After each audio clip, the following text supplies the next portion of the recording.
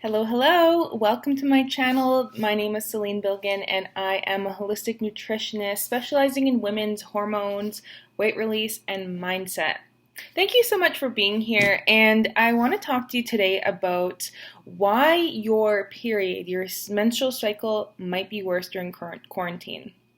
So, what happens is our sex hormones are produced in our ovaries when we're younger, and then we end up actually producing them more in our adrenal glands. And no matter what time of the cycle that we're in, no matter what age that we're in, cortisol, our stress hormone, will always be number one because our body wants to survive. So our body will start to pump out cortisol in order to put glucose into our brain so we can think faster and into our muscles so we can run. It's just evolution.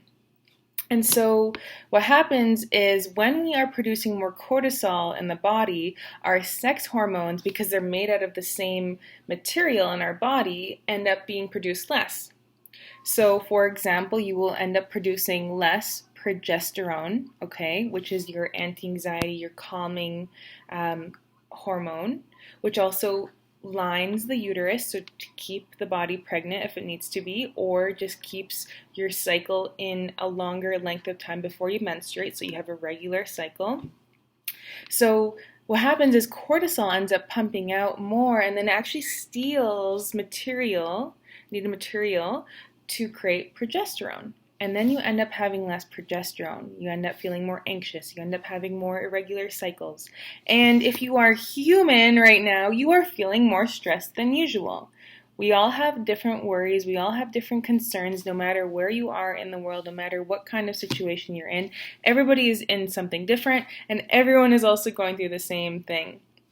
So that's why your cycle is likely worse this month, whether it's irregular, whether you have stronger cramping, more bloating, anything like that, okay?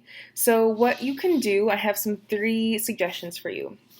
The first one is making sure that you are balancing your blood sugar, okay? Because when you are in starvation mode, when you're extending your eating time, your body thinks it's under stress, and in some cases this is good, but right now when everything else is going on, if you're a woman, especially if you have hormonal issues, I don't think you need to be fasting at all, okay? So what happens is you should be having a high protein breakfast, and if you eat meat or dairy, you can have something like an omelet, steel cut oats, things like that, a high protein smoothie. And if you are vegan, you can have a smoothie as well, plant protein smoothie, steel cut oats again, and have some blueberries. You can add some protein powder in there as well.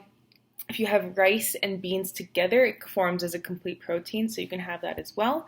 And make sure that you're eating consistently throughout the day to balance your blood sugar and not have any dips, and then you end up having like craving something really sweet, high like refined in carbs as well, and then be able to get that dip up, and then your body produces more cortisol. So you want to keep your blood sugar at an even level, having healthy proteins and fats and complex carbohydrates. The second thing is towards your luteal phase and your menstrual phase, you want to have more complex carbs. You want to have more warm, nourishing food. Your body is not designed to digest raw foods right now. It needs to focus on building nourishment inside because you will be losing blood and other nutrients during this time of your menstrual time, okay? The third thing is to make sure, maybe it's the second thing by now, but to have gentle movement every single day, something that grounds you, keeps you calm. So it could be Pilates, could be yoga. If you're living somewhere where you can still go for walks, go for a walk. Whether you listen to a podcast or just listen to the birds, listen to your breath, do something that grounds you because you lower your stress response and then your body's able to create adequate hormones for all of your needs. And just in case I did not say the third thing, another bonus is really focusing on material and consuming material, being around people, whether obviously virtually right now, that uplift you. You know, for me, my mind can go to all sorts of places, especially even whether it's conspiracy theories or whether it's just looking at the news. And I have been training myself to look at and think about things that serve me. Gratitude instantly changes our internal state, our vibration.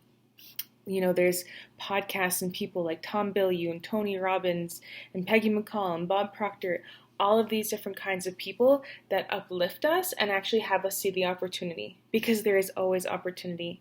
And I find that the more I focus on others and less on myself, the less anxious I get as well. So there are your tips: having a high protein, balanced blood sugar meals, okay? Moving your body, going for walks, whether it's Pilates, yoga, doing things that really uplift your mind, uplift your spirit, okay? Listening to people that inspire you and really keeping your mind focused on that, keeping focused on the opportunity, keeping focused on gratitude, and really focusing on service, okay? So you're not alone. If you have any questions, please let me know in the comments below. And I have a painless period guide that I have available for you. It's completely free. Addresses bloating, cramping, mood swings, all of that. And so I've created that for you. You can get the link below. And if you have not subscribed to my channel, I would love to have you click on the subscribe button below and be in touch with you. Thanks for watching, and talk to you soon.